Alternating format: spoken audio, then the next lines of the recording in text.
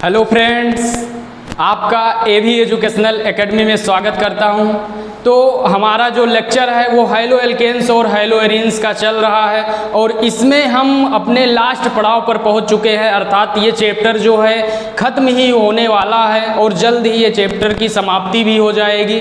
तो आप जो है इसके पीछे वाले वीडियो को देखकर आइए और पूरा जो है कवर कर लीजिए। और आज के इस वीडियो में हम डिस्कस करेंगे कि हैलो एरीन्स का जो केमिकल प्रॉपर्टीज होता है वो कैसे होता है। इसके पहले वाले वीडियो में हमने हैलो एरीन्स कैसे बनाएंगे इसके बारे में पूरा जो है डिटेल में डिस्कस कर लिया और आज के इस वीडियो में हम आपको बताएंगे कि हैलो एरीन्स को कैसे बनाएं। हैलो एरीन्स जो बनकर तैयार हुआ है वो केमिकल प्रॉपर्टीज अर्थात रासायनिक गुणधर्म क्या क्या दिखाएगा। तो इसलिए आप क्या करिए, इस वीडियो में अंत तक बने रहिएगा और आपको समझ में आ जाएगा कि किस प्रकार से हैलो एरीन्स की केमिकल रिएक्शन होंगे और कैसे रिएक्शन हो रहे हैं और प्रोसेस क्या होगा। पूरा डिटेल में ए टू जेड आपको समझ में आएगा, इसलिए वीडियो में अंत तक जरूर बने रहिएगा। और लास्ट में जब आप पढ़ेंगे, जैसे जो भी वीडियो होगा जितने देर के, उसके बाद अगर पढ़ने के बाद आपको लगेगा कि हम हैलो एरीन्स में जो उसका केमिकल प्रॉपर्टीज है वो डिटेल में सीख लिए हैं। अब आइए देखिए कि इसमें जो है हमारा जो टॉपिक है उस लेक्चर पर हम आते हैं। तो आज का हमारा टॉपिक है हैलो एरीनों की रासायनिक गुणधर्म अर्थात chemical properties of hello arenes. जैसा आप देख रहे हैं तो जानते रहिएगा कि जो हैलो एरीन्स होते हैं, जिस प्रकार से हमने आपको जैसे हैलो एल्केन्स में बताया था कि वो कितने प्रकार से अभिक्रिया देता है, तो हैलो एल्केन्स में 3 प्रकार से बताए थे। एक न्यूक्लियोफिलिक अभिक्रिया और इसके बाद धातुओं के साथ अभिक्रिया और उसमें बताए थे विलोपन अभिक्रिया बताए थे। उसी प्रकार से जो हैलो एरीन्स होते हैं वो भी कितने प्रकार की अभिक्रिया देता है, 3 टाइप्स रिएक्शन देता है। अब कैसे कैसे रिएक्शन देता है उस पर आते हैं। तो जो आपका हैलो एरीन्स होता है वो क्या होता है, 3 टाइप्स का रिएक्शन देता है। एक आपका देता है न्यूक्लियोफिलिक सब्स्टिट्यूशन रिएक्शन और दूसरा देता है रिएक्शन विथ मेटल्स और तीसरा देता है इलेक्ट्रोफिलिक सब्स्टिट्यूशन। तो अब आप सोचेंगे कि सर इसका हिंदी बताओ, तो अब इसका हिंदी ये होता है कि न्यूक्लियोफिलिक सब्स्टिट्यूशन का मतलब होता है नाभिक रागी प्रतिस्थापन अभिक्रिया। क्या होता है, नाभिक रागी प्रतिस्थापन अभिक्रिया। और इसके बाद रिएक्शन विथ मेटल्स के क्या होगा, रिएक्शन मतलब अभिक्रिया विथ मेटल्स अर्थात धातुओं के साथ अभिक्रिया। और तीसरा आ जाता है इलेक्ट्रोफिलिक सब्स्टिट्यूशन का मतलब इलेक्ट्रॉन स्नेही प्रतिस्थापन अभिक्रिया। तो नाभिक स्नेही और इलेक्ट्रॉन स्नेही के बारे में आपको पता हो गया होगा कि क्या होता है। नाभिक स्नेही मतलब न्यूक्लियस अर्थात न्यूक्लियोफिलिक, जिसको क्या हो, न्यूक्लियस से लब हो अर्थात न्यूक्लियस को क्या करता हो, प्यार करता हो। तो इसका मतलब उसके पास क्या होगा, ऋणात्मक चार्ज अधिक होगा, तभी तो न्यूक्लियस का मतलब प्लस चार्ज। न्यूक्लियस में क्या होता है, प्लस अर्थात नाभिक होता है, नाभिक में प्रोटॉन और न्यूट्रॉन होता है। तो प्रोटॉन को चाहत किसकी होगी, जिसके पास इलेक्ट्रॉन की अधिकता होगी अर्थात निगेटिव पॉजिटिव को चाहेगा ना। और इलेक्ट्रॉन स्नेही का मतलब जिसको इलेक्ट्रॉन का आकर्षण हो, इलेक्ट्रॉन का स्नेह हो। तो जिसके पास इलेक्ट्रॉन की कमी होगी अर्थात पॉजिटिव चार्ज की अधिकता जिसके पास होगी वही क्या चाहेगा, इलेक्ट्रॉन को चाहेगा। तो इस प्रकार से 2 अभिकर्मक होते हैं। तो पहला रिएक्शन है कि नाभिक न्यूक्लियोफिलिक सब्स्टिट्यूशन रिएक्शन, तो हमारा टॉपिक है और इसी पर हम चलते हैं। तो अब देखिए आपका क्या है, न्यूक्लियोफिलिक सब्स्टिट्यूशन रिएक्शन अर्थात नाभिक रागी प्रतिस्थापन अभिक्रिया। तो अब इसमें देखो कि क्या होता है, आपका जो ये होगा क्या कहते हैं, एरिल हाइलाइड। जैसे एरिल हाइलाइड या हम क्या कहते हैं, हैलो एरीन्स कहते हैं। तो ये मान लीजिए आपका क्या है, इसको हम क्या कह देंगे, ये आपका X हो गया, इसको हम क्या कह देंगे, एरिल हाइलाइड। X के स्थान पर हम क्लोरीन ले लेंगे तो ये क्या हो जाएगा, क्लोरोबेंजीन हो जाएगा। Br लेंगे ब्रोमोबेंजीन हो जाएगा। तो मान लीजिए ये आपका क्या है, एरिल हाइलाइड है। एरिल हाइलाइड हमने बताया था कि बेंजीन रिंग से अगर डायरेक्ट रूप से हैलोजन जुड़ा है तो उसको हम क्या कहते हैं, एरिल हाइलाइड कहते हैं। तो अब जैसे ये क्या है, क्लोरोबेंजीन मान लीजिए Cl ले लिए और इस पर क्या कर दिए, कोई न्यूक्लियोफिलिक का अटैक करवा दिए। हम क्या पढ़ रहे हैं, न्यूक्लियोफिलिक सब्स्टिट्यूशन रिएक्शन। इसका मतलब न्यूक्लियोफिलिक नाभिक रागी प्रतिस्थापन। एक नाभिक रागी दूसरे नाभिक रागी को क्या करेगा, प्रतिस्थापित करेगा और स्वयं उसका स्थान क्या करेगा, ग्रहण कर लेगा। और ऐसी अभिक्रिया को हम क्या कहते हैं, न्यूक्लियोफिलिक सब्स्टिट्यूशन रिएक्शन। हम बार बार एक ही परिभाषा आपको बता दिए हैं, इसको क्या करिए आप नोट कर लीजिए और नोट्स जो है बनाते रहिए। तो अब इसमें देखो एक न्यूक्लियोफिलिक, और आपको बताए थे कि न्यूक्लियोफिलिक दिखाना है तो NU नेगेटिव, अर्थात न्यूक्लियोफिलिक और नेगेटिव चार्ज ये दिखाता है कि इसके पास इलेक्ट्रॉन की क्या है, अधिकता है। और जब इलेक्ट्रॉन की अधिकता होगी, जैसे इलेक्ट्रॉन की अधिकता है तभी तो पॉजिटिव को चाहेगा, अर्थात न्यूक्लियोफिलिक, न्यूक्लियस से लब तभी तो होगा। तो अब ये हो गया। अब देखिए ये न्यूक्लियोफिलिक क्या कर दे, इस पर अटैक कर दे। अभी हम समझ रहे हैं किस प्रकार से होगा। मान लीजिए ये न्यूक्लियोफिलिक इस पर क्या किया, अटैक किया। और यक्स भी क्या होता है, न्यूक्लियोफिलिक होता है। एक्स का मतलब क्लोरीन, ब्रोमीन, फ्लोरीन और आयोडीन। और क्लोरीन पर क्या होता है, 7 इलेक्ट्रॉन बाहरी कोश में होते हैं, तो इस पर इलेक्ट्रॉन की अधिकता है ना, तो इसलिए इसको क्या कहते हैं, न्यूक्लियोफिलिक कहते हैं। तो जब न्यूक्लियोफिलिक अटैक करेगा इस पर, तो यहाँ पर क्या बना देगा, अगर समझे हम तो यहाँ क्या हो गया, न्यूक्लियोफिलिक जुड़ जाएगा और X जो है, जैसे यहाँ पर देखो न्यूक्लियोफिलिक आपका जुड़ गया और X यहाँ पर निगेटिव के रूप में क्या होगा, निकल जाएगा। यहाँ से आपका इलेक्ट्रॉन, जैसे X जो है इलेक्ट्रॉन लेकर क्या होगा, निकल जाएगा और एक न्यूक्लियोफिलिक इसमें क्या करेगा, प्रवेश कर लेगा। तो अब इसमें देखो एक न्यूक्लियोफिलिक को क्या कर दिया, विस्थापित कर दिया। तो इसीलिए इस अभिक्रिया को हम क्या कहते हैं, न्यूक्लियोफिलिक सब्स्टिट्यूशन रिएक्शन देते हैं। तो अब इसमें समझ में आ जाना चाहिए कि रिएक्शन इसी प्रकार से, इसी प्रोसेस से होता है। लेकिन इसमें जो है एक कहते हैं कि दुविधा का मतलब परेशानी। इसमें ये दिक्कत आती है कि जो आपका एरिल हाइलाइड होता है, एरिल हाइलाइड का मतलब हाइलो एरिन्स होते हैं, वो न्यूक्लियोफिलिक अभिक्रिया के प्रति बहुत ही कम क्रियाशील होते हैं। एल्किल हाइलाइडों की तुलना में ये बहुत ही कम क्रियाशील होते हैं। तो बात आई कि सर ये बताओ कि जैसे कम क्रियाशील होते हैं, ये तो आपने कह दिया, तो कैसे प्रूव करोगे कि कम क्रियाशील है। जैसे कोई चीज अगर हम बता रहे हैं तो उसका क्या होता है, जैसे कारण का क्या होता है, कारण कोई है तो उसका निवारण भी किया जाता है। तो उसी प्रकार से अब हम यहाँ पर ये सीखते हैं कि जो आपका एरिल हाइलाइड होता है वो न्यूक्लियोफिलिक अभिक्रिया के प्रति जो है कम क्रियाशील क्यों होता है, व्हाट, इसका रीजन क्या है। तो रीजन जानने के लिए तैयार है ना। तो अब यहाँ पर आ जाइए, हम आपको क्या बताते हैं, रीजन बताते हैं कि जो न्यूक्लियोफिलिक अभिक्रिया के प्रति एरिल हाइलाइड की क्रियाशीलता एल्किल हाइलाइडों की तुलना में कम क्यों होती है। तो अब इसमें देखो इसका रीजन क्या है। तो इसका 2 रीजन है, आपको हम बता दें इसका क्या है, 2 रीजन है। पहला रीजन क्या है, अनुनाद प्रभाव, अनुनाद प्रभाव, रेजोनेंस इफेक्ट पहला रीजन है। और दूसरा रीजन हम आपको बता दें, कार्बन हाइड्रोजन के बीच के बंध प्रकृत, अर्थात CX आबंध की प्रकृति। और वो भी क्यों, क्योंकि जो एरिल हाइलाइड होते हैं उसमें कार्बन और हाइड्रोजन के बीच sp2 संकरण होता है। अभी आपको हम बताएंगे कि कैसे होता है। तो अब तैयार है ना आप, तो आ जाइए। अब देखो अनुनाद प्रभाव, पहला रीजन हम बता दिए रेजोनेंस इफेक्ट के कारण। तो देखो कि क्यों ऐसा होता है कि ये न्यूक्लियोफिलिक अभिक्रिया क्यों आसानी से नहीं देता है, या बहुत ही एक प्रकार से हम कह सकते हैं कि 99% अभिक्रिया न्यूक्लियोफिलिक ये देता ही नहीं है। जब बहुत ही विशेष परिस्थिति हम लाएंगे तो उस स्थिति में क्या होता है, न्यूक्लियोफिलिक अभिक्रिया होती है। उसके लिए हमको बहुत ही अधिक ताप लाना पड़ेगा। तो अब समझो कि ऐसा क्यों होता है। तो देखो जैसे आपका यहाँ पर क्या है, ये मान लीजिए यहाँ पर देखो बेंजीन हुआ, इससे हाइड्रोजन जुड़ गया, तो इसको हम क्या कह दिए, एरिल हाइलाइड कह दिए। ये तो समझ में आ रहा है ना, एरिल हाइलाइड और एल्किल हाइलाइड क्या होता है। और एल्किल हाइलाइड यहाँ ले लेते हैं, ये RX आपका क्या हो गया, एल्किल हाइलाइड हो गया। तो अब देखो एरिल हाइलाइड में और X क्या होता है, हाइड्रोजन होता है, बाहरी कोश में 7 इलेक्ट्रॉन।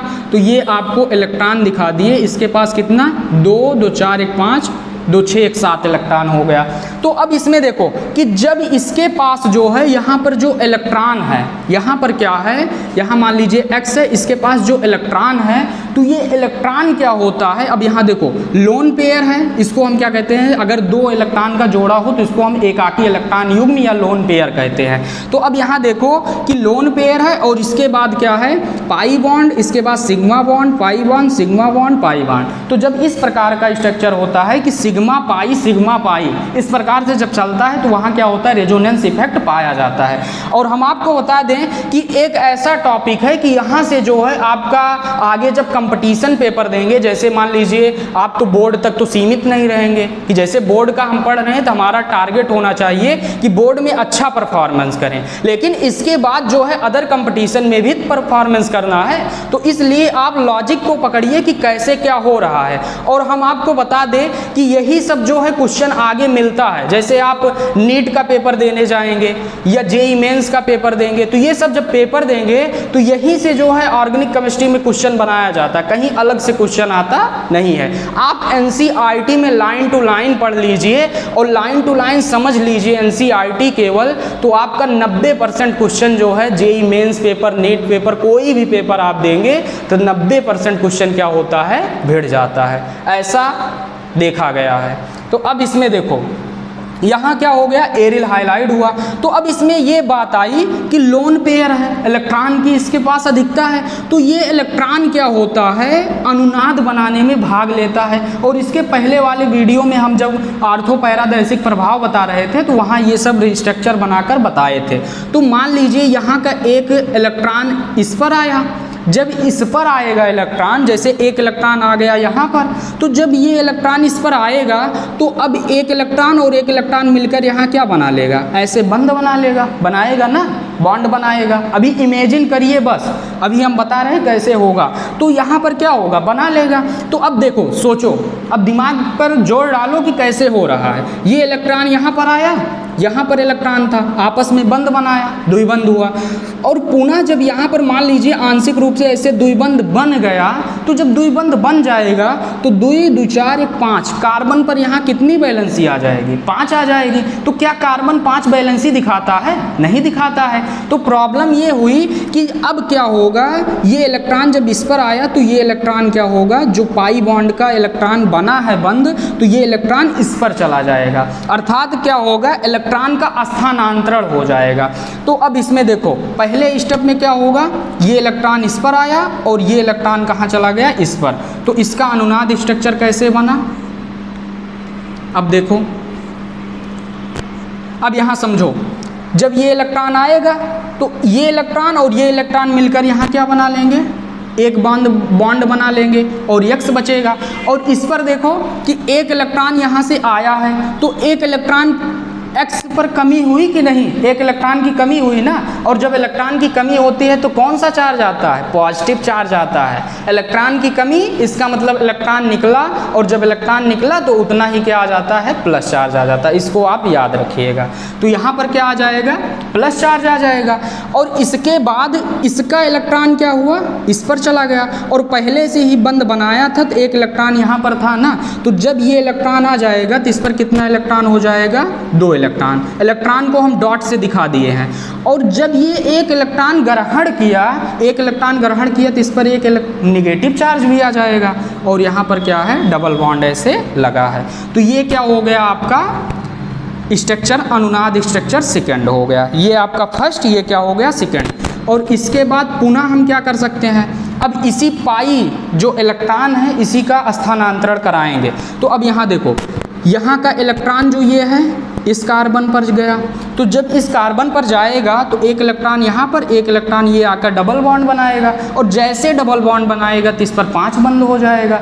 तो अब ये इलेक्ट्रॉन पुनः कहाँ चला जाएगा, यहाँ पर चला जाएगा, अर्थात इलेक्ट्रॉन का क्या हो रहा है, स्थानांतरण हो रहा है। तो जब इस पर आएगा तो अब की बार निगेटिव चार्ज कहाँ आ जाएगा, इस कार्बन पर आ जाएगा। समझिए ध्यान से। अब देखो, ये इलेक्ट्रॉन इस पर गया और इसके बीच क्या बन गया, डबल बॉन्ड बन गया, और यहाँ डबल बॉन्ड क्या है, X+ है, यहाँ पर क्या है, ये है। अब इसमें देखो, अब यहाँ से जब इलेक्ट्रॉन जाएगा तो इस पर क्या आ जाएगा, 2 इलेक्ट्रॉन आएगा, और 2 इलेक्ट्रॉन आने से इस पर क्या आ गया, निगेटिव चार्ज आ गया। और यहाँ पर क्या है, डबल बॉन्ड है। ये तो समझ में आ गया होगा अभी तक। अब इसके बाद पुनः क्या होगा, यही इलेक्ट्रॉन अब कहाँ चला गया, इस कार्बन पर चला गया, तो अब डबल बॉन्ड यहाँ आ जाएगा और पुनः ये इलेक्ट्रॉन इस कार्बन पर चला गया। तो अब यहाँ पर क्या हो जाएगा आपका, ये हो गया, समझिएगा। अब डबल बॉन्ड इस कार्बन पर आ गया और 2 इलेक्ट्रॉन इस पर निगेटिव चार्ज यहाँ पर आ गया, और इसके बाद डबल बॉन्ड X+ आ गया। और जानते रहिएगा कि अगर पूछा जाए कि बताओ परमाणु पर नेट आवेश कितना है, तो बताइएगा 0 है। क्या यहाँ पर कोई आवेश था, नहीं था, तो यहाँ पर भी क्या है, कोई आवेश नहीं। आवेश यहाँ निगेटिव जितना उतना ही क्या है, पॉजिटिव, तो प्लस माइनस आवेश एक दूसरे को क्या कर देंगे, उदासीन कर देंगे, अर्थात नेट आवेश क्या होगा, 0 होगा। अब इसके बाद यही इलेक्ट्रॉन क्या होगा, इस कार्बन पर जाएगा, और जब इस कार्बन पर जाएगा तो 5 बॉन्ड यहाँ बन जाएगा, अर्थात संयोजकता उसकी होगी, तो पुनः ये इलेक्ट्रॉन इस पर चला जाएगा ना, तो ये बॉन्ड क्या होगा, ब्रेक होगा। और इसका एक अनुनाद स्ट्रक्चर हम यहाँ बना देते हैं, तो वो देखो कैसे बनेगा। ये आपका क्या हो गया, इस प्रकार से, और जब यहाँ का इलेक्ट्रॉन इस पर जाएगा तो डबल बॉन्ड इस पर आएगा, तो ये डबल बॉन्ड हो गया, और ये बॉन्ड क्या होगा, ब्रेक होगा, और इसका इलेक्ट्रॉन इस पर चला गया, तो यहाँ पर बचा सिंगल इलेक्ट्रॉन। और जब एक इलेक्ट्रॉन जाएगा, आप विजुलाइज करिए, अर्थात कल्पना करिए कैसे क्या हो रहा है, क्योंकि एक एक पॉइंट आपको समझ में आना चाहिए कि प्रोसेस कैसे हुआ। यहाँ पर प्लस चार्ज है, और जब निगेटिव एक इलेक्ट्रॉन इस पर जाएगा, तो एक इलेक्ट्रॉन जब कोई ग्रहण करेगा तो कौन सा चार्ज आएगा, निगेटिव चार्ज, तो एक माइनस आ गया, और पहले से एक प्लस था, तो प्लस माइनस कहेंगे, चलो अब निपट लेते हैं। जैसे पहले एक प्लस था, एक माइनस आया, तो जब प्लस माइनस आकर्षण तुरंत क्या होंगे, 9 2 11 हो गए, तो उसी प्रकार से यहाँ क्या होगा, प्लस चार्ज गायब। तो अब इस पर क्या आ गया, पुनः उसी रूप में आपका बनकर क्या हो गया, क्लोरोबेंजीन तैयार। जैसे ये था उसी प्रकार से ये हो गया। तो ये तीसरा अनुनाद स्ट्रक्चर, और ये क्या है, चौथा अनुनाद स्ट्रक्चर, और ये क्या है, 5वां अनुनाद स्ट्रक्चर। तो अब इसमें देखो, अब बात आई कि सर इसको आपने क्यों बताया, तो अब देखो कि इसको बताने का लॉजिक क्या था। तो इससे ये पता चल रहा है कि आपका जो कार्बन और हैलोजन के बीच जो बॉन्ड है वो क्या आ जा रहा है, आंशिक रूप से द्विबंध, या कह सकते हैं कि द्विबंध आ जा रहा है। अर्थात इस पर क्या है, कार्बन और हैलोजन के बीच का जो बॉन्ड है वो क्या हो गया, द्विबंध हो गया। और जब द्विबंध हो गया, और देखो जैसे एल्किल हाइलाइड की हम बात करते हैं, एल्किल हाइलाइड, दोनों में तुलना बताना है कि जैसे पूछ लेता है क्वेश्चन कि एरिल हाइलाइड जो है, एरिल हाइलाइड की तुलना में जो एल्किल हाइलाइड होते हैं न्यूक्लियोफिलिक अभिक्रिया आसानी से क्यों दे देते हैं, तो ऐसा इसलिए होता है। जैसे देखो आर्यक्स आपका है, आर्यक्स का मतलब मान लीजिए CH3Cl है, तो CH3Cl का मतलब इस प्रकार से ये जोड़ दिए, तो अब बताओ यहाँ पर क्या कोई अनुनाद स्ट्रक्चर बनेगा, नहीं बनेगा। और क्या यहाँ कार्बन और क्लोरीन के बीच डबल बॉन्ड है, नहीं है। तो अब बताओ कि जैसे आपको हम कह दें कि सिंगल बॉन्ड और डबल बॉन्ड में किसको तोड़ने के लिए अधिक एनर्जी की आवश्यकता होगी, किसको तोड़ने के लिए अधिक ऊर्जा की आवश्यकता होगी, तो आपका आंसर क्या होगा, डबल बॉन्ड को। क्यों ऐसा होता है, तो आप ही समझिए कि ये आपका क्या है, एक बॉन्ड है, सिंगल बॉन्ड, एक लकड़ी है, तो इसको अभी हम क्या कर देंगे, ऐसे तोड़ दिए, बाहुबली बन गए, हम तोड़ देंगे। लेकिन अगर इसी को हम तोड़कर क्या कर दें, ऐसे 2 भाग इसका पहले कर दें, और इसके बाद अब तो तोड़ पाएंगे नहीं तो अभी दिखा देते हैं आपको। तो अब क्या होगा, इसको जब 2 भाग कर दिए और इसके बाद इसको क्या करिए, एक पर ऐसे लगा दीजिए, जैसे मान लीजिए हम तोड़कर ऐसे कर दिए। अब इसको तोड़ने में क्या होगी, प्रॉब्लम होगी ना, तो इसीलिए जानते रहिएगा कि जो त्रिबंध होगी उसकी बंध ऊर्जा अधिक होती है, उससे कम द्विबंध और सबसे कम सिंगल बॉन्ड की। तो अब हम यहाँ देख रहे हैं कि कार्बन और हाइड्रोजन के बीच क्या आ जा रहा है, डबल बॉन्ड आ जा रहा है। तो जब डबल बॉन्ड आ जा रहा है, इसके कारण जो आपका न्यूक्लियोफिलिक यहाँ पर अटैक करता है वो क्या कर पाएगा, हाइड्रोजन को आसानी से निकाल नहीं पाएगा। अर्थात इससे क्या करेगा, हाइड्रोजन को निकालने में इसको क्या होगी, परेशानी होगी। एक प्रकार से हम कह सकते हैं हैलोजन को निकाल नहीं सकता है, और इसीलिए क्या होता है, न्यूक्लियोफिलिक अभिक्रिया नहीं होती है। इसमें एक कारण और है ऐसा क्यों नहीं होता है। तो अब देखो बात आई कि अब आप कह सकते हैं कि यहाँ पर जैसे इस स्थान पर और इस स्थान पर अटैक क्यों नहीं होता है, और यहाँ पर इलेक्ट्रोफिलिक रिएक्शन क्यों देता है। तो देखो न्यूक्लियोफिलिक के पास क्या है, इलेक्ट्रॉन की अधिकता है, और इस पर क्या है, इसको हम बताओ क्या बोलते हैं, ये पैरा होता है, आर्थो और मेटा, और यहाँ पैरा हो गया, ये मेटा हो गया, ये आर्थो, ये सब पता होगा आपको। तो न्यूक्लियोफिलिक के पास क्या है, इलेक्ट्रॉन की अधिकता है, और इसके बाद यहाँ पर भी क्या है, इलेक्ट्रॉन की अधिकता है। तो जब ये इस पर अटैक करना चाहेगा तो देखो इलेक्ट्रॉन है, तो जब इलेक्ट्रॉन आपस में क्या करेंगे, प्रतिकर्षित करेंगे। जैसे देखो अगर सेम प्रवृत्ति के हों इलेक्ट्रॉन तो कहेंगे आ रहा है, कहेंगे दूर भागो। उसी प्रकार से यहाँ क्या हो जाएगा, इलेक्ट्रॉन की अधिकता है तो इससे क्या होगा, न्यूक्लियोफिलिक इस पर अटैक नहीं कर पाएगा। लेकिन यही बात आई कि अगर इलेक्ट्रोफिलिक होता, इलेक्ट्रोफिलिक का मतलब E+, तो जब इलेक्ट्रोफिलिक होता तो ये क्या करता, इस पर अटैक कर देता। अर्थात यहाँ पर क्या है, माइनस है। इलेक्ट्रोफिलिक को किसकी आवश्यकता होती है, इलेक्ट्रोफिलिक, इलेक्ट्रॉन स्नेही, अर्थात जहां इलेक्ट्रॉन होगा वहीं पर अटैक करेगा। तो ये क्या करेगा, आसानी से इस पर अटैक कर देगा। तो इसीलिए कहा जाता है कि जो आपका हैलोएरिन या एरिल हाइलाइड होते हैं वो इलेक्ट्रोफिलिक अभिक्रिया आसानी से देते हैं, लेकिन न्यूक्लियोफिलिक उतना आसानी से नहीं देते हैं। और हम अभी बताएंगे कि इलेक्ट्रोफिलिक रिएक्शन कैसे देते हैं, और उसमें भी आपको बताया जाएगा कि -I और +M क्या होता है, उसके आधार पर क्या होगा समझाया जाएगा।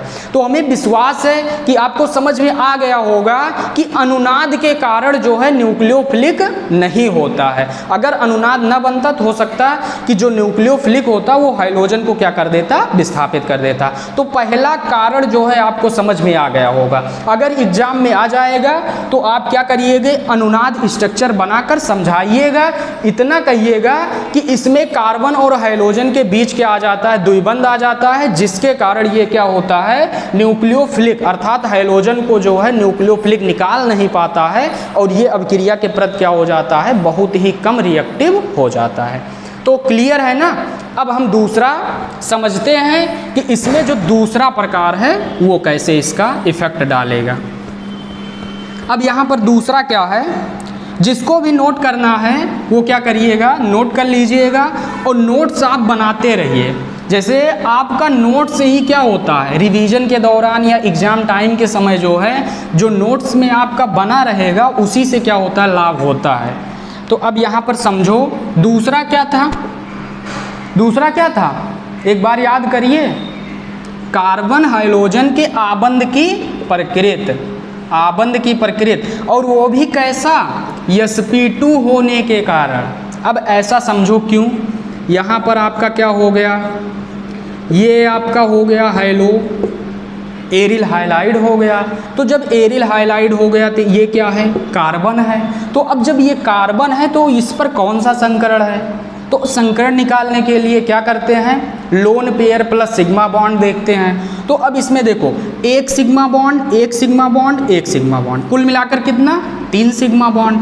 अब देखो कि हम बता दें आपको कि अगर डबल बॉन्ड है तो इसमें एक क्या होता है, सिग्मा बॉन्ड, और एक क्या होता है, पाई बॉन्ड होता है। और ये सब आपको 11th के क्लास में जो है बताया गया है। अगर नहीं समझ में आया है तो कमेंट करिएगा, इस पर हम क्या करेंगे, अलग से लेक्चर आपको उपलब्ध करा देंगे।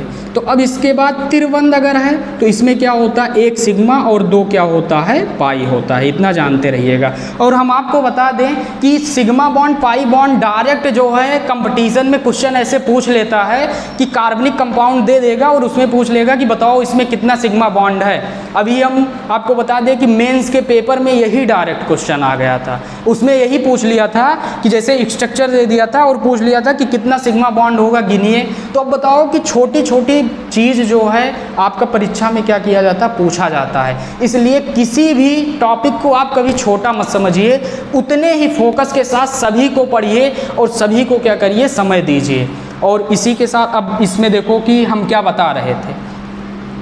तो अब बताओ 3 आ गया तो इसका मतलब क्या हो गया, sp2 संकरण हो गया।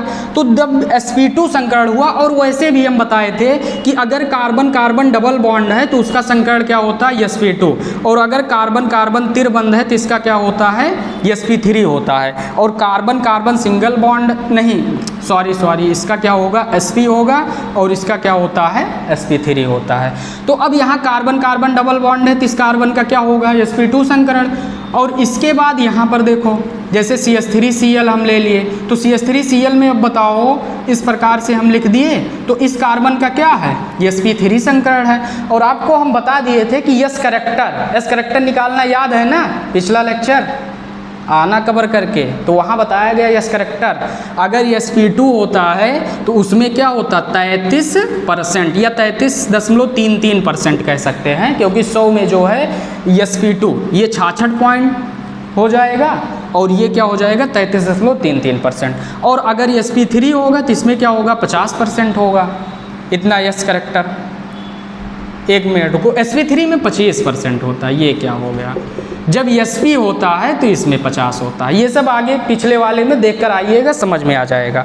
तो अब बताओ कि sp2 अगर 33.3% और यहाँ क्या है 25%, तो हम बता दें कि अगर जैसे जैसे यस करेक्टर बढ़ता है वैसे वैसे क्या होती है, जो आपका परमाणु होता है उसकी विद्युत ऋणात्मकता बढ़ जाती है। और विद्युत ऋणात्मकता का मतलब कि कोई दूसरे परमाणु को इलेक्ट्रॉन करने की क्षमता अर्थात पावर क्या होती है, बढ़ जाती है। अगर हमारे पास शक्ति आ जाए, एनर्जी, तो दूसरे को क्या करेंगे, अपनी तरफ आकर्षित करेंगे, अर्थात उस मारपीट तो करते ही रहेंगे ना। उसी प्रकार से क्या होता है, जब कार्बन पर इलेक्ट्रॉन की अधिकता हो जाती है तो इलेक्ट्रॉन की अधिकता हो जाने, वो विद्युत ऋणात्मकता उसकी जब अधिक हो जाती है तो वो क्या करता है, हाइड्रोजन के इलेक्ट्रॉन को अपनी ओर खींचता है, कहता है कि हम तुमसे बलवान हैं, आ जाओ। तो वो क्या करता है, हाइड्रोजन के इलेक्ट्रॉन को अपनी ओर खींचता है, और जब खींचता है तो इससे क्या हो जाता है, कार्बन और हाइड्रोजन के बीच द्विबंध आ जाता है। आंशिक रूप से देखने में हमको नहीं लगता है, लेकिन आंशिक रूप से क्या आ जाता है, द्विबंध आ जाता है, और जिसके कारण कार्बन हाइड्रोजन आबंध जो होता है प्रबल हो जाता है, और आसानी से वो क्या होता है, टूटता नहीं है। अब समझिए कैसे। sp2 संकरण है तो इस पर क्या है, बाहरी कोश में 7 इलेक्ट्रॉन है। तो जब बाहरी कोश में 7 इलेक्ट्रॉन है तो ये क्या करेगा, इसकी विद्युत ऋणात्मकता बढ़ गई, इसकी तुलना में डिफरेंस हो रहा है। तो जब इसकी तुलना में बढ़ गई विद्युत ऋणात्मकता तो ये क्या करेगा, इलेक्ट्रॉन को अपनी तरफ खींचेगा, अर्थात आकर्षित करेगा। और जब इलेक्ट्रॉन को आकर्षित करेगा तो यहाँ पर आंशिक रूप से क्या आ जाता है, द्विबंध आ जाता है। और जब द्विबंध आ जाएगा तो वही जो अनुनाद के कंडीशन में हुआ कि अब यहाँ पर क्या होगा, कार्बन हाइड्रोजन के बीच के बॉन्ड को तोड़ना क्या हो जाता है, मुश्किल हो जाता है। अर्थात अब न्यूक्लियोफिलिक जब अटैक करेगा तो इस बॉन्ड को तोड़ नहीं पाएगा। और इस पर अगर न्यूक्लियोफिलिक अटैक करेगा, अर्थात आपको हम बताए थे कि जब 3 डिग्री एल्किल हाइलाइड होता है तो वो SN1 को फॉलो करता है, और जब प्राथमिक एल्किल हाइलाइड होता है वो SN2 को फॉलो करता है। तो ये सब समझ में तो आ गया होगा। तो अब इसमें क्या करेगा, मान लीजिए न्यूक्लियोफिलिक OH- आया, कहा चलो चल रहे हैं इसके पास, तो यहाँ पर सिंगल बॉन्ड देखा, यहाँ पर डबल बॉन्ड देखा। तो जब सिंगल बॉन्ड देखा तो इसमें कहा यहाँ का बॉन्ड क्या है, दुर्लभ है, अर्थात कमजोर है, और यहाँ क्या क्या है, प्रबल है। तो अब बताओ कि जब ये आएगा तो ये क्या सोचेगा, जहाँ पर दुर्लभ है वहीं पर अटैक कर दो, क्योंकि आप वैसे देखो कमजोर को हमेशा क्या किया जाता है, परेशान किया जाता है। तो उसी प्रकार यहाँ क्या है, कमजोर है, तो इसको ये क्या करेगा, मार पीट कर निकाल देगा। लेकिन यहाँ पर क्या निकाल पाएगा, नहीं निकाल पाएगा। तो इस कारण क्या होता है, कार्बन हाइड्रोजन आबंध, वो कार्बन परमाणु पर sp2 संकरण आ जाने के कारण आपका जो एरिल हाइलाइड होता है उसमें कार्बन हाइड्रोजन के बीच आंशिक रूप से द्विबंध आ जाता है, जिसके कारण आपका जो प्रबल बॉन्ड क्या हो जाता है, प्रबल हो जाता है, और उसको तोड़ने में अर्थात न्यूक्लियोफिलिक जब अटैक करेगा तो आसानी से ब्रेक नहीं कर पाता है, और आपका जो न्यूक्लियोफिलिक अभिक्रिया होती है एरिल हाइलाइड की, उसकी क्रियाशीलता क्या होती है, घट जाती है। तो हमें विश्वास है कि ये लेक्चर में अभी तक जितना बताया गया है आपको पूरी तरह से समझ में आ गया होगा कि जो एरिल हाइलाइड होते हैं वो न्यूक्लियोफिलिक अभिक्रिया जो है आसानी से क्यों नहीं देते हैं। तो क्लियर है। अब आइए इसके आगे जो है हम न्यूक्लियोफिलिक जो है रिएक्शन पढ़ते हैं कि किस प्रकार से होगा। तो इतना क्या करिए, जिसको नोट करना है नोट कर लीजिए। अब इसमें देखिए आपका तो समझ में आ गया कि न्यूक्लियोफिलिक जो है आसानी से क्यों नहीं देता है। अब आप आगे जो है हम रिएक्शन इसका बताते हैं कि जो रिएक्शन होता है किस परिस्थिति में होता है। तो ये देखो आपका क्या है, क्लोरोबेंजीन है, क्लोरोबेंजीन एरिल हाइलाइड है। तो जानते रहिएगा कि न्यूक्लियोफिलिक अभिक्रिया जो है औद्योगिक विधि में क्या होता है, जैसे फिनॉल बनाने के लिए औद्योगिक विधि का निर्माण क्लोरोबेंजीन से हम करते हैं और इसको हम क्या करते हैं, डाउ प्रक्रम भी कहते हैं। जानते रहिएगा, पूछा जाए कि डाउ प्रक्रम क्या है, जानते रहिएगा क्लोरोबेंजीन से फिनॉल बनाने की प्रक्रिया को हम क्या कहते हैं, डाउ प्रक्रम कहते हैं। तो अब इसका जो है क्या होता है, NaOH से क्रिया कराते हैं, NaOH। अब NaOH में से क्या होगा, OH माइनस न्यूक्लियोफिलिक की बात कार्य करेगा ना। तो लेकिन ये जो अभिक्रिया होती है वो क्या होती है, 623 केल्विन, 623 केल्विन। अब आप बताओ जैसे 623 केल्विन है, अगर सेल्सियस में करना होगा तो क्या करेंगे। तो सेल्सियस में करने के लिए क्या करेंगे, 623 में से क्या करेंगे, 273 को क्या करेंगे, घटा देंगे। तो यहाँ बताओ 3 में से 3 गया 0, 12 में से 7 गया 5 और यहाँ 5 में से 2 गया 350 अंश सेंटीग्रेड। अर्थात हम लगभग 350 अंश सेंटीग्रेड ताप और यहाँ पर 300 एटीएम दाब लेते हैं। कितना दाब, 300 एटीएम दाब। इसको लिखना मत भूलिएगा, जब भी आप ये रिएक्शन क्लोरोबेंजीन का सोडियम हाइड्रोक्साइड क्षार से कराइएगा और यहाँ पर क्या लिया जाता है, एक्वस लिया जाता है। तो आपको याद रखना है टेम्परेचर, बहुत ही हाई टेम्परेचर 623 केल्विन और 300 एटीएम लगभग वायुमंडलीय दाब लेना पड़ेगा। तो इस स्थिति में आपका सबसे पहले क्या बनता है, सबसे पहले आपका बनता है सोडियम फिनॉक्साइड बनता है। यहाँ पर क्या हो जाएगा, ONA होगा, O पर निगेटिव और इस पर क्या होता है, पॉजिटिव होता है। तो इसको हम क्या कहते हैं, सोडियम फिनॉक्साइड। अब इसमें देखो जैसे सोडियम फिनॉक्साइड कैसे बना। अब यहाँ से OH जो है इसका अभी जैसे मैकेनिज्म जो है सिलेबस में नहीं है, आपके सिलेबस में मैकेनिज्म नहीं है तो नहीं बताया जाता। इसमें क्या होता है, OH जैसे यहाँ पर क्या है, पहले यहाँ का जो हाइड्रोजन है उसके साथ जल बना लेता है और इसके बाद पुनः हम लेते हैं तो यहाँ से जो क्लोरीन निकलेगा तो यहाँ पर ONA जो है जुड़ जाता है। तो इससे क्या बन जाएगा, सोडियम फिनॉक्साइड बन जाता है। और अब देखो जब ये बनकर तैयार हो गया तो पुनः अब इसका हम क्या कराते हैं, एसिडिफिकेशन कराते हैं, अर्थात अम्लन कराते हैं। अम्लांश एक प्रकार से कह सकते हैं कि अम्ल से क्या कराते हैं, अभिक्रिया कराते हैं। तो जब अम्ल से अभिक्रिया कराते हैं तो मान लीजिए हम यहाँ से क्या ले लिए, अम्ल HCl, और जानते रहिएगा डाइल्यूट HCl, डाइल्यूट का मतलब तनु HCl का उपयोग किया जाएगा।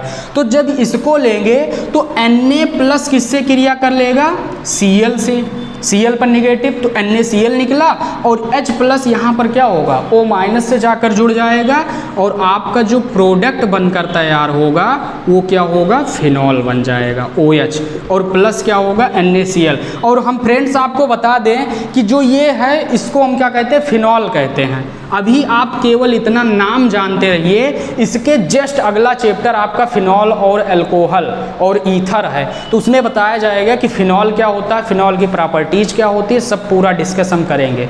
तो यहाँ केवल इतना जानते रहिएगा, जैसे एरोमेटिक अगर आपका हाइड्रोकार्बन है तो उसको जब वो क्या कहते हैं, हाइड्रोक्सिल समूह द्वारा उसमें से हाइड्रोजन विस्थापित होकर जब बनता है तो उसी को हम क्या कहते हैं, फिनॉल कहते हैं। अल्फाइटिक से विस्थापित होकर बनेगा तो अल्कोहल होगा और एरोमेटिक यूज होगा तो क्या हो जाएगा, फिनॉल हो जाएगा। अब इसमें देखो इस प्रकार से रिएक्शन होता है। तो सबसे पहले क्या हुआ रिएक्शन में, NaOH एक्वस लिए क्लोरोबेंजीन, ताप कितना याद रखना है, 623 केल्विन या 350 अंश सेंटीग्रेड, या कहीं कहीं बुक में 300 अंश सेंटीग्रेड भी दिया रहता है, लेकिन दाब कितना लेना है, 300 एटीएम लेना है। तो उस स्थिति में सबसे पहले क्या बनेगा, सोडियम फिनॉक्साइड बनेगा। अब यहाँ देखो इसको सोडियम फिनॉक्साइड नाम कैसे पड़ा, ये क्या है, C6H5O निगेटिव और यहाँ पर क्या है, Na+। तो आपको हम बताए थे कि अगर जैसे यहाँ पर RO माइनस है तो इसको हम क्या कहते हैं, अल्कोक्साइड कहते हैं ना।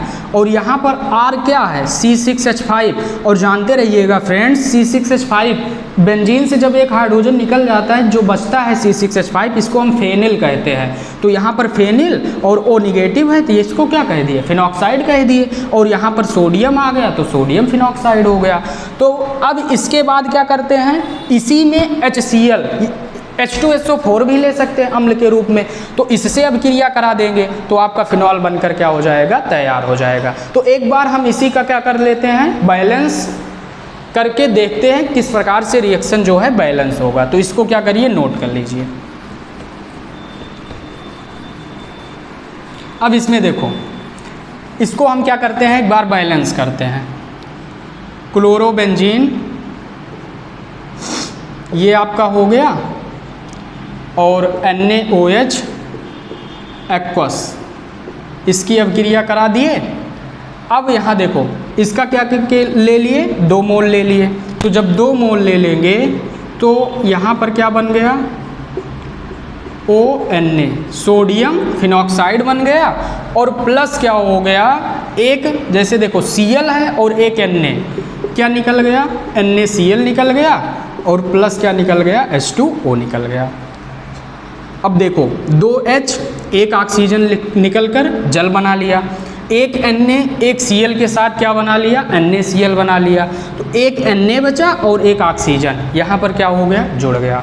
अब दूसरे स्टेप में क्या होगा, इसी का हम अम्ल से क्या करेंगे, एसिडिफिकेशन करते हैं, अर्थात अम्ल से क्या कराएंगे, रिएक्शन।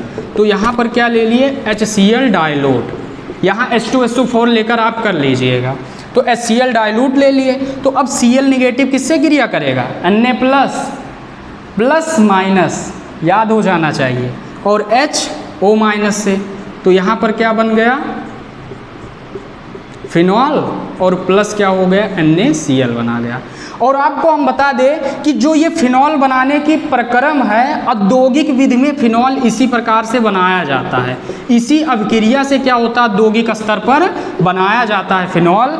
और इस प्रक्रम को बनाने के ही प्रक्रम को हम क्या कहते हैं, डाउ प्रक्रम कहते हैं। इसको क्या कहते हैं, डाउ प्रक्रम कहते हैं। तो इतना क्या करिए, नोट कर लीजिए। और हम आपको इसी में बता देते हैं कि अगर कोई -I समूह जो है फिनॉल, अर्थात इससे क्या कहते हैं, एरिल जो हाइलाइड है, क्लोरोबेंजीन, ब्रोमोबेंजीन, इससे अगर कोई -I इंडक्टिव इफेक्ट प्रदर्शित करने वाला समूह जुड़ता है तो किस प्रकार से इसकी न्यूक्लियोफिलिक अभिक्रिया के प्रति क्रियाशीलता बढ़ जाती है। समझने के लिए तैयार है ना। तो इतना क्या करिए, नोट कर लीजिए। अब इसमें देखो, जैसे यहाँ पर क्या है, क्लोरोबेंजीन, ये आपका क्या है, क्लोरोबेंजीन। इससे अगर यहाँ पर एक NO2 जुड़ जाए, NO2 समूह जुड़ जाए, तो अब देखो हम आपको बता दें कि एक होता है -I इंडक्टिव इफेक्ट और एक क्या होता है, +I इंडक्टिव इफेक्ट। ये आपको 11th में पढ़ाया गया होगा, ऑर्गेनिक GOC के अंतर्गत आप इसको पढ़ते हैं। तो अब देखो -I इंडक्टिव इफेक्ट को हम कहते हैं electron Aakarshi group, electron Aakarshi समूह। लिख नहीं रहे हैं, इसको समझ जाइएगा। और इसको हम क्या कहते हैं, इलेक्ट्रॉन प्रतिकर्षी समूह, +I। ये इलेक्ट्रॉन आकर्षी और ये क्या होता है, इलेक्ट्रॉन को ढकेलेगा। जैसे कहते हैं कि एक क्या करेगा, इलेक्ट्रॉन को ऐसे आकर्षित करेगा और एक क्या करेगा, इलेक्ट्रॉन को धक्का देता है। तो अब बात आई कि इसके अंतर्गत क्या आएगा, इसके अंतर्गत क्या आएगा। तो जानते रहिएगा कि जिस समूह के केंद्रीय परमाणु पर इलेक्ट्रॉन की कमी होगी, तो जब इलेक्ट्रॉन की कमी है तो वही तो इलेक्ट्रॉन को आकर्षित करेगा। कि किसी के पास इलेक्ट्रॉन की अधिकता है वो इलेक्ट्रॉन को आकर्षित करेगा, जिसके पास इलेक्ट्रॉन की कमी है वही इलेक्ट्रॉन को आकर्षित करेगा। उसी प्रकार से जब इलेक्ट्रॉन की अधिकता आ जाएगी तो वो क्या करेगा, इलेक्ट्रॉन को, जैसे किसी के पास पैसा ज़्यादा हो जाए तो वो क्या करता है, बांटता है, अगर दानी होगा तो, नहीं तो रखे रहेगा। तो उसी प्रकार से जैसे मान लीजिए NO2 समूह है, तो NO2 समूह में नाइट्रोजन ऑक्सीजन, इस प्रकार से आपका क्या होता है, डबल बॉन्ड अगर लगा है, 1 मिनट रुको, ऐसे हो गया, ये और इसके बाद इस प्रकार से संरचना बनता, लोन पेयर इस पर है। तो अब देखो NO2 में ऑक्सीजन परमाणु क्या है, नाइट्रोजन परमाणु से अधिक विद्युत ऋणात्मक होती है। तो ऑक्सीजन परमाणु नाइट्रोजन के इलेक्ट्रॉन को खींचेगा, अपनी तरफ क्या करेगा, खींचेगा। तो इस पर डेल रूप से क्या आएगा, पॉजिटिव आएगा ना। जैसे इलेक्ट्रॉन जब इसका ले लिया तो इलेक्ट्रॉन निकल रहा है, और इलेक्ट्रॉन के निकलने पर कौन सा चार्ज आता है, प्लस चार्ज आता है। तो इस पर पॉजिटिव आता जाएगा। तो जब पॉजिटिव आता जाएगा तो जिस समूह से ये जुड़ेगा, जिस कार्बन से जुड़ेगा, तो वो क्या करेगा, कार्बन के इलेक्ट्रॉन को ऐसे खींचेगा। जैसे इस कार्बन से NO2 जुड़ गया तो अब इसका इलेक्ट्रॉन कौन खींचा, ऑक्सीजन खींचा। तो जब ऑक्सीजन खींचा तो ये कहेगा अब रुको, हम भी इस कार्बन से खींच लेंगे, क्योंकि हमारे पास अब क्या है, इलेक्ट्रॉन की कमी है। तो इस समूह को हम क्या कह देंगे, -I, अर्थात इलेक्ट्रॉन आकर्षी समूह कह देंगे। लेकिन जैसे आपका CH3 हो गया, C2H5 हो गया, अर्थात एल्किल हो गए, तो अब इसमें क्या होगा, कार्बन हाइड्रोजन ऐसे जुड़ा है। अब बताओ कार्बन हाइड्रोजन में कौन अधिक विद्युत ऋणात्मक है, आपका कार्बन परमाणु अधिक विद्युत ऋणात्मक है। तो अब ये क्या करेगा, हाइड्रोजन बेचारा छोटा परमाणु है, उसके पास तो ज़्यादा एक ही इलेक्ट्रॉन होता है। तो ये कार्बन क्या करेगा, हाइड्रोजन के इलेक्ट्रॉन को आकर्षित करता रहेगा, ये प्रतिक्रिया होगी। तो अब इसमें क्या होगा, इस पर निगेटिव आता जाएगा। डेल का मतलब होता है आंशिक रूप से, पूर्ण रूप से ये ऐसा नहीं होता है, आंशिक रूप से आता है। तो इस पर इलेक्ट्रॉन की अधिकता हुई ना, जब ये इस पर इलेक्ट्रॉन की अधिकता होगी तो ये क्या करेगा, जिस समूह से या जिस कार्बन परमाणु से जुड़ेगा उसको क्या करना चाहेगा, इलेक्ट्रॉन को देना चाहेगा, ये लेगा नहीं। तो समझते रहिएगा कि -I और +I क्या होता है। तो अब इसमें देखो कि -I समूह जब जुड़ता है तो न्यूक्लियोफिलिक को क्या कर देता है, बढ़ा देता। ऐसा क्यों होता है, समझो। जब हम अभी अनुनाद बनाए थे, अनुनाद स्ट्रक्चर, तो वैसे हम बता देते हैं, बताओ निगेटिव चार्ज कहाँ आया था, इस पर, अर्थात ऐसे मान लीजिए X जुड़ा है, समझने के लिए हम बता रहे हैं। आर्थो हो गया ये, और ये क्या होता है पैरा, और ये क्या होता है आर्थो। इस पर निगेटिव, यहाँ निगेटिव, यहाँ निगेटिव, अर्थात निगेटिव चार्ज आता है। तो इस पर जब इलेक्ट्रॉन घनत्व रिंग पर अधिक है तभी तो न्यूक्लियोफिलिक अटैक नहीं कर पा रहा है। तो अब एक NO2 जुड़ा, तो जब NO2 यहाँ पर मान लीजिए जुड़ा तो ये क्या करेगा, इसके इलेक्ट्रॉन को आकर्षित कर लेगा। तो यहाँ पर इलेक्ट्रॉन घनत्व क्या हुआ, कम हुआ। तो थोड़ा यहाँ पर इलेक्ट्रॉन घनत्व कम हुआ, अगर एक NO2 और जोड़ देंगे तो इसके इलेक्ट्रॉन को आकर्षित कर लिया, अब और इलेक्ट्रॉन घनत्व कम हुआ, यहाँ जोड़ देंगे तो और इलेक्ट्रॉन घनत्व कम होगा। तो और जैसे जैसे इलेक्ट्रॉन घनत्व कम होगा वैसे वैसे न्यूक्लियोफिलिक अब क्या कहेगा, चलो अटैक करते हैं। समझ में आ गया ना। तो इसीलिए अब जानते रहिएगा कि जब एक NO2 जुड़ा रहता है तो इस अभी भी परेशानी है लेकिन उतना नहीं है।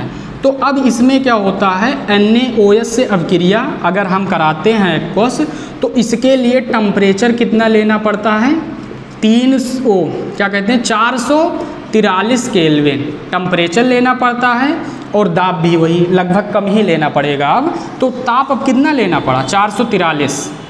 अब यहाँ पर देखो क्या हो जाएगा, पहले स्टेप में क्या बनेगा, सोडियम फिनॉक्साइड बन गया, और पुनः हम क्या करा देंगे, HCl डाइल्यूट से क्रिया करा देंगे, तो आपका क्या बन जाएगा, फिनॉल बनकर तैयार हो जाएगा, और प्लस जो प्रोडक्ट निकलता है। तो ये आपका हो गया। और दूसरे में क्या होगा, इसी में हम दिखा देते हैं, अगर एक NO2 परमाणु और जोड़ दिए, ये दूसरा रिएक्शन अब चल रहा है, तो जब इसका NaOH एक्वस से कराते हैं तो यहाँ पर क्या होता है,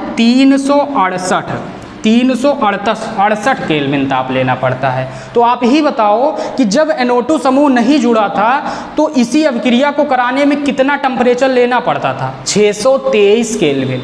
और जब एक -I समूह जोड़ दिए तुरंत आपका टेम्परेचर कितना हुआ, 443 केल्विन। और जैसे 2 NO2 समूह जोड़ दिए अब ताप कितना हो गया, 368 केल्विन। तो आसानी हुई कि नहीं, तो और प्रोसेस यही आगे होगा इस प्रकार से। अब इसके बाद देखो, अगर आपका यहाँ पर जानते रहिएगा NO2 ऐसे रहेगा, इसमें NO2 यहाँ पर रहेगा और ये भी NO2 हो जाएगा और फिनॉल बन जाएगा। इसका नाम जो है लिख लीजिएगा।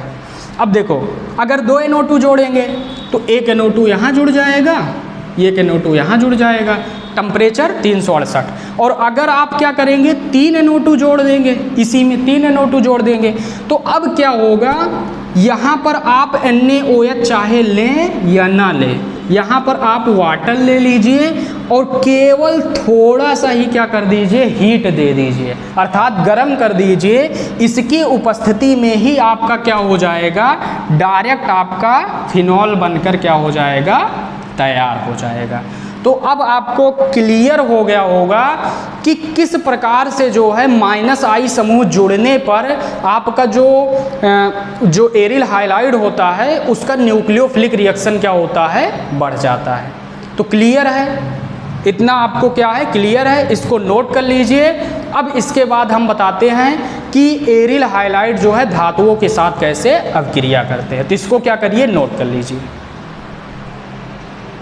अब इसमें देखिए दूसरा हमारा रिएक्शन क्या है, पहला हम पूरी तरह से जो है कवर कर लिए, आई होप आपको समझ में भी आ गया होगा। तो न्यूक्लियोफिलिक सब्स्टिट्यूशन रिएक्शन हो गया एरिल हाइलाइडों का। अब दूसरा हमारा आता है रिएक्शन विथ मेटल्स, अर्थात धातुओं के साथ अभिक्रिया।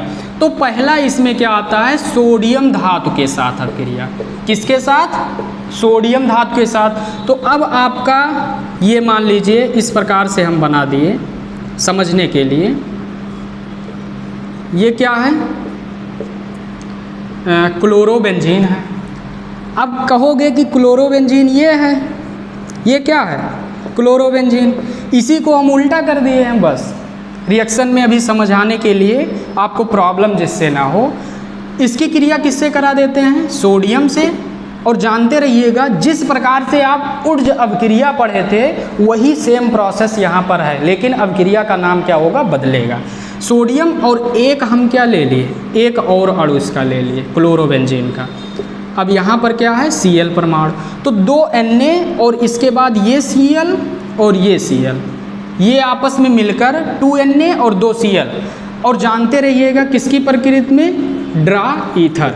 किसकी उपस्थिति में, ड्रा ईथर की उपस्थिति में। तो अब 2 Na परमाणु और 2 Cl परमाणु मिलकर क्या बना लेंगे, 2 NaCl बना लेंगे। और प्लस अब क्या बनेगा, जैसे यहाँ से Cl जब निकलेगा तो इस पर एक वैलेंसी आ गई, अर्थात इसकी एक वैलेंसी कमी हुई, और यहाँ से इलेक्ट्रॉन ले जाएगा इस पर, और यहाँ पर हो गया। तो आपस में इन दोनों को हम क्या कर देंगे, जोड़ देंगे।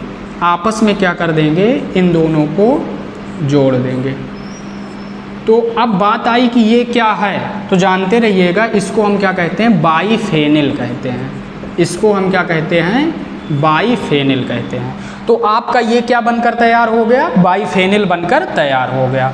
तो अब बात आई कि ये अभिक्रिया क्या है, तो जानते रहिएगा इस अभिक्रिया को हम क्या कहते हैं, फिटिग अभिक्रिया।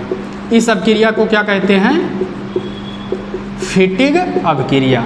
तो अब आपसे अगर पूछ लिया जाए कि फिटिग अभिक्रिया क्या है, तो आप बताइएगा कि एरिल हाइलाइड की क्रिया जब हम सोडियम धातु से शुष्क ईथर की उपस्थिति में कराते हैं तो बाईफेनिल क्या होता है, बनकर तैयार होता है। और इसी अभिक्रिया को हम क्या कहते हैं, फिटिग अभिक्रिया कहते हैं। और आपको यही सब जो है रिएक्शन दे देना है। तो क्लियर हो गया होगा कि सोडियम धातु के साथ किस प्रकार से अभिक्रिया होती है। अब इसी में आप समझिए, जैसे इसी में हम आपको बता दें कि जैसे सोडियम धातु से ही अभिक्रिया हो रहा है, लेकिन आपका क्या हो, एक एरिल हाइलाइड हो और एक आपका क्या हो, एल्किल हाइलाइड हो। जैसे ये आपका क्या हो गया। और हम आपको ऐसे बता दें कि बेंजीन को प्रदर्शित करने के लिए जो पाई बॉन्ड इस प्रकार से हम लगाते हैं, अगर कहीं ऐसे किया गया है तो इसका मतलब भी क्या होगा, बेंजीन होगा। ये जानते रहिएगा। तो अब देखो ये क्लोरोबेंजीन किससे, 2 मोल Na, और यहाँ पर अब की बार हम क्या ले लें, CH3Cl ले लें। क्या ले लिए, CH3Cl ले लिए। अब देखो ये आपका क्या है, एरिल हाइलाइड, और ये क्या है, एल्किल हाइलाइड, आर्यक्स है। तो जानते रहिएगा कि इसी अभिक्रिया में जो सोडियम धातु के साथ करा रहे हैं और किसकी उपस्थिति में, ड्रा ईथर की उपस्थिति में, जब इसमें एक एरिल हाइलाइड और एक क्या होगा, एल्किल हाइलाइड होगा, तो उस स्थिति में क्या होता है, यहाँ से ये निकल जाएगा और आपका क्या बनकर तैयार होगा। तो अब इससे क्या जुड़ जाएगा, बताओ क्या जुड़ेगा। यहाँ पर ये Cl निकला, तो अब यहाँ से CH3 जाकर क्या जुड़ जाएगा, CH3 और +2 NaCl। और इसको हम बताए थे कि अगर बेंजीन रिंग से एक CH3 जुड़ा है तो इसको हम क्या कहते हैं, टॉल्यूइन कहते हैं। इसको क्या कहते हैं? टाल्वीन कहते हैं। तो अर्थात आपका क्या हो गया? टाल्वीन बनकर क्या हो गया? तैयार हो गया। अब बात आई कि इस अवक्रिया को क्या कहते हैं? तो इस अवक्रिया को हम कहते हैं ऊर्ज फिटिंग अवक्रिया। इसको क्या कहेंगे? ऊर्ज फिटिंग अवक्रिया कहेंगे। तो अब इसमें जानते रहिएगा कि सोडियम धातु से अवक्रिया करके दो प्रकार का रिएक्शन देता है। एक आपका क्या देता है? फिटिंग अवक्रिया, और एक क्या देगा? ऊर्ज फिटिंग अवक्रिया। फिटिंग अवक्रिया में क्या था? क्लोरोबेंजीन का 2 मोल लेंगे, Na 2 मोल, ड्राई ईथर आपका बाइफेनिल बनेगा। लेकिन ऊर्ज फिटिंग अवक्रिया में क्या होता है? एक एरिल हाइलाइड होगा और एक क्या होगा? एल्किल हाइलाइड होगा। जब इसकी आपस में अवक्रिया करेंगे तो क्या बन जाएगा? NaCl निकल जाएगा और बाकी जो रहेगा उसको हम जोड़ देंगे। इससे क्या बन जाएगा आपका? अगर CH3 जुड़ा टाल्वीन, अगर यहाँ पर C2H5 ले लेते तो यहाँ C2H5, इसको हम एथिल बेंजीन कह देंगे। तो ये सब क्या होगा? बनकर तैयार हो जाएगा। तो सोडियम से क्या कर लिए हम? अवक्रिया पढ़ लिए। अब दूसरा अवक्रिया पढ़िए आप। दूसरा रिएक्शन हमारा है मैग्नीशियम के साथ, नहीं इसको सॉरी इसको अभी बाद में बताते हैं। पहले आप देखिए कापर के साथ, कापर के साथ मैग्नीशियम के साथ भी बताया जाएगा इसके बाद। लाइन टू लाइन पढ़िए। देखो कापर के साथ क्या होगा? इसको भी एक रिएक्शन का नाम दिया जाता है, अभी बताते हैं क्या होगा। ये आपका क्या हो गया? क्लोरोबेंजीन हो गया, और यहाँ पर जिस प्रकार से सोडियम 2 मोल वैसे कापर 2 मोल, और यहाँ भी क्या होगा? 2 मोल आपको क्या लेना पड़ेगा? क्लोरोबेंजीन लेना पड़ेगा। तो इसमें जब अभिक्रिया कराया जाता है तो अब यहाँ पर क्या होगा? ये आपस में ऐसे इतना क्या होगा? निकल जाएगा और बाइफेनिल बनकर पुनः क्या होगा? तैयार हो जाएगा। ये क्या होगा? जुड़ जाएगा और क्या बनेगा? बाइफेनिल बनेगा। तो ये क्या हो गया? बाइफेनिल हो गया और कापर क्लोराइड अर्थात क्यूप्रस क्लोराइड बनकर क्या हो गया? तैयार हो गया। अब इसको जानते रहिएगा, इस अवक्रिया को हम क्या कहते हैं? उल्मान अवक्रिया कहते हैं। इस अवक्रिया को क्या कहते हैं? उल्मान अवक्रिया कहते हैं। और हम आपको बता दें कि आप क्या करिएगा, 1 मिनट रुको। अब इसमें देखो थोड़ा टेक्निकल प्रॉब्लम आ जाने की वजह से आपका क्लास, लेकिन फिर भी सही है। अब आ जाइए। अब इसमें देखो जैसे ये क्या हो गया? क्लोरोबेंजीन। लेकिन अब यहाँ हम बता दें आपको, इसमें जानते रहिएगा आपका क्या होता है? आयोडोबेंजीन होता है। क्या होता है? आयोडोबेंजीन। केवल आयोडोबेंजीन ही कौन सी अवक्रिया देती है? उल्मान अवक्रिया। अर्थात कापर के साथ जो रिएक्शन करता है वहाँ आपका क्लोरोबेंजीन ब्रोमोबेंजीन नहीं होगा, आपका क्या होगा? आयोडोबेंजीन होगा। ये आप जानते रहिएगा। और यहाँ पर क्या होगा? कापर आयोडाइड निकलेगा। तो यहाँ पर आप सही कर लीजिएगा, क्या होगा? आयोडोबेंजीन होगा। क्लोरोबेंजीन ये अवक्रिया नहीं देता है। तो उल्मान अवक्रिया आपको क्लियर हो गया ना। अब इसके बाद हम आगे पढ़ते हैं लिथियम के साथ अवक्रिया। तो अभी तक हमने क्या क्या पढ़ा? सोडियम के साथ अवक्रिया 2 प्रकार की, एक क्या होगा? फिटिंग अवक्रिया, और दूसरा क्या होगा? Wurtz Fittig अवक्रिया। कापर के साथ अवक्रिया, इसको हम क्या कह दिए? उल्मान अवक्रिया। अब हम पढ़ने जा रहे हैं लिथियम धातु के साथ अवक्रिया। किसके साथ? लिथियम धातु के साथ। तो जानते रहिएगा, जैसे ये आपका क्या हो गया? मान लीजिए यहाँ पर ब्रोमोबेंजीन और इसके बाद यहाँ पर क्या हो गया? लिथियम हो गया। तो अब इसकी अवक्रिया जब हम कराते हैं तो आपका क्या बनता है? ये लिथियम और प्लस क्या होगा? LiBr निकल जाएगा। अर्थात इसको हम क्या कह देंगे? फेनिल लिथियम कह देंगे या लिथियम बेंजीन कह देंगे। तो अब इसमें देखो 2 मोल यहाँ कर लीजिए और यही आपका क्या होगा? एक लिथियम इससे जुड़ जाएगा और LiBr निकल जाएगा। जानते रहिएगा लिथियम जो होता है यहाँ कार्बन के साथ साथ संयोजक बॉन्ड बना सकता है। जैसे अब इसमें देखो लिथियम, सोडियम, पोटेशियम, रुबिडियम, ये क्या होता है? वर्ग होता है। और जानते रहिएगा किसी भी वर्ग का जो पहला सदस्य होता है वो क्या करता है? अपने वर्ग के अन्य सदस्यों से अलग व्यवहार प्रदर्शित करता है। अब आप कहेंगे कि सोडियम, पोटेशियम ये सब क्या है? क्षार धातुएं हैं और क्षार धातुएं आयनिक प्रकृति के होते हैं, तो यहाँ लिथियम जो है सहसंयोजक क्यों दिखा दिया। तो जानते रहिएगा कि किसी भी वर्ग के जो पहले सदस्य होते हैं वो अपने अन्य तत्व से क्या करते हैं, अलग प्रॉपर्टी शो करते हैं, इसलिए लिथियम यहाँ क्या करता है, सहसंयोजक प्रकृति को क्या करता है, फॉलो करता है। तो ये रिएक्शन आपका लिथियम के साथ था। अब इसके बाद आपका आता है मैग्नीशियम धातु के साथ अपक्रिया। इसके बाद क्या आ जाता है, मैग्नीशियम धातु के साथ अपक्रिया। तो अब मैग्नीशियम धातु के साथ अपक्रिया से क्या होता है, ग्रिग्नार्ड रिएजेंट का निर्माण होता है। अर्थात इससे हम क्या करते हैं, ग्रिग्नार्ड रिएजेंट, रिएजेंट का मतलब ग्रिग्नार्ड अभिकर्मक का क्या करते हैं, निर्माण करते हैं इस अपक्रिया द्वारा। तो अब इसकी अपक्रिया हम किससे करेंगे, Mg और किसकी उपस्थिति में, ड्राई ईथर की उपस्थिति में। जैसे इसके पहले वाले में ही हम आपसे बताए थे कि जैसे एल्किल हाइलाइड है CH3Cl का Mg से जब अपक्रिया करते हैं तो यहाँ पर क्या करता है, कार्बन और क्लोरीन के बीच में आकर Mg क्या हो जाता है, शिफ्ट हो जाता है और यहाँ क्या बना लेगा, CH3MgCl, और क्या होना चाहिए, ड्राई ईथर होना चाहिए।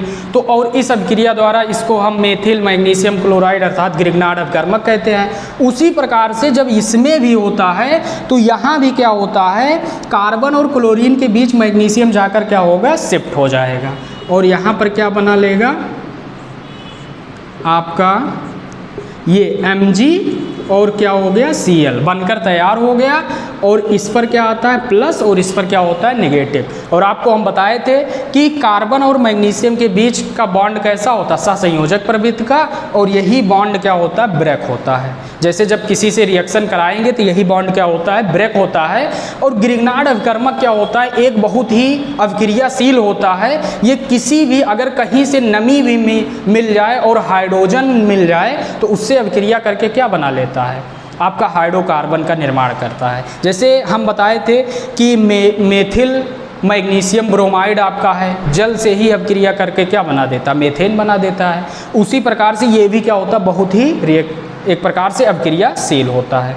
तो अब इसमें समझिए इसका नाम क्या होगा, तो इसको हम क्या कह सकते हैं, फेनिल। ये बेंजीन से एक H निकला है ना, तो ये क्या हो गया, फेनिल। और ये क्या हुआ, मैग्नीशियम, फेनिल मैग्नीशियम, और ये क्या हो गया, क्लोराइड हो गया। अब इसी में आप क्या करिए, यहाँ पर ब्रोमोबेंजीन ले लीजिए। यहाँ पर क्या ले लीजिए, ब्रोमोबेंजीन। इसकी क्रिया किससे करा दीजिए, Mg से, और क्या होना चाहिए, ड्राई ईथर होना चाहिए। तो आपका क्या बनकर तैयार हो जाएगा, फेनिल मैग्नीशियम ब्रोमाइड MgBr हो जाएगा। तो इस प्रकार से आपका क्या हो गया। तो अब यहाँ पर जो है आपका धातुओं के साथ अपक्रिया क्या होता है, द एंड होता है। और आपका जो एरिल हाइलाइड है, हम एक बार रिकैप करा देते हैं कि एरिल हाइलाइड में किस प्रकार से धातुओं से अपक्रिया होती है। जब हम सोडियम धातु से कराते हैं और पहली अपक्रिया उसमें 2 मोल क्या लेंगे, क्लोरोबेंजीन या ब्रोमोबेंजीन कुछ भी लेंगे, तो जब उसका सोडियम से कराएंगे तो उसे हम फिटिंग अपक्रिया कहते हैं। और इसके बाद अगर एक एरिल हाइलाइड और एक एल्किल हाइलाइड लें और तब सोडियम धातु को शुष्क ईथर की उपस्थिति में कराते हैं तो उससे क्या बनता है, आपका टालवीन बन जाएगा, CH3 रहेगा, या आपका एथिल बेंजीन कुछ भी बन सकता है एल्किल और बेंजीन से मिलकर। और इसके बाद उस अपक्रिया को हम उर्ज फिटिंग अपक्रिया कहते हैं। और तीसरी रिएक्शन बताए कि जब आपका जैसे आयोडोबेंजीन होगा, केवल आयोडोबेंजीन कापर से जब अपक्रिया करता है तो बाइफेनिल बनता है, और उस अपक्रिया को हम क्या कहते हैं, उल्मान अपक्रिया कहते हैं। और इसके बाद चौथा हम लिथियम से बताए तो वहाँ पर क्या बन जाता है, लिथियम बेंजीन बन जाता है, फेनिल लिथियम बन जाता है। तो अब उसमें बताए कि लिथियम और कार्बन के बीच सहसंयोजक बॉन्ड की प्रकृति होती है। और इसके बाद मैग्नीशियम के साथ जब एरिल हाइलाइड अपक्रिया करता है तो आपका ग्रिग्नार्ड रिएजेंट का निर्माण होता है शुष्क ईथर की उपस्थिति में। तो इस प्रकार से धातुओं से अपक्रिया हो गई। और इसके पहले न्यूक्लियोफिलिक में तो वो तो एकदम क्लियर ही है कि न्यूक्लियोफिलिक कैसे होता है। न्यूक्लियोफिलिक में बताए कि क्यों आसानी से नहीं देता है, 2 रीजन, एक अनुनाद और एक क्या है, sp2 कार्बन। और इसके बाद उसी में बताए कि अगर कोई -I समूह जुड़ जाएगा तो वो किस प्रकार से न्यूक्लियोफिलिक को बढ़ा देता है, अगर एक NO2 जुड़ेगा। और जानते रहिएगा उसमें हम बता देते हैं उसी में, जैसे आपका जैसे यहाँ पर क्या था, क्लोरोबेंजीन था ना, अब इसका न्यूक्लियोफिलिक में बताए थे कि एक NO2 जुड़ेगा तो 400 कितना 38 केल्विन ताप, 443 केल्विन ताप, और अगर एक NO2 और जुड़ गया तो 368 केल्विन ताप लेना पड़ेगा, और अगर एक NO2 और जुड़ गया तो क्या करना पड़ेगा, और लेकिन आर्थो पैरा पर जुड़ना चाहिए तो यहाँ पर क्या होगा, गर्म कर देंगे तब भी हो जाएगा। लेकिन जानते रहिएगा अगर यही NO2 क्या हो जाए, मेटा स्थित पर जुड़ जाए तो उसका कोई प्रभाव नहीं पड़ेगा, अर्थात पहले भी न्यूक्लियोफिलिक नहीं देगा और अब भी इसका कोई प्रभाव नहीं पड़ेगा। ऐसा इसलिए होता है कि जब इसका अनुनाद बनाते हैं तो क्या मेटा स्थित पर निगेटिव चार्ज आता है, नहीं आता है, और जब निगेटिव चार्ज आएगा नहीं तो ये क्या करेगा, इलेक्ट्रॉन घनत्व को कहाँ कम करेगा। तो इस प्रकार से आप जानते रहिएगा, और हमें विश्वास है कि जितना भी आपको बताया गया है उतना जो है आप कवर कर लीजिएगा, और NCERT बुक क्या करिए, फॉलो करिए। और आप जब NCERT की बुक पढ़ेंगे तो आपको लगेगा कि हमको NCERT जो है अब समझ में आना लगे। कहीं भी आप पढ़ेंगे तो NCERT को ज़्यादा वरीयता दी जाती है, तो इससे जो है आप NCERT बुक फॉलो करिए। और अब इसके अगले वाले वीडियो में, क्योंकि ये लेक्चर जो है थोड़ा लंबा हो जा रहा है, इसलिए अब हम क्या करते हैं, यहीं पर अपना ये लेक्चर समाप्त करते हैं, और अगले वीडियो में हम पढ़ेंगे कि आपका यही जो एरिल हाइलाइड है उसकी इलेक्ट्रॉन स्नेही अभिक्रिया कैसे होगी, अर्थात क्लोरीनीकरण क्या होगा, सल्फोनेशन कैसे होगा, नाइट्रेशन कैसे होगा, इस प्रकार की अभिक्रिया पढ़ते हैं। तो आप सब क्या करिए, वही पढ़ाई करते रहिए। All the very best.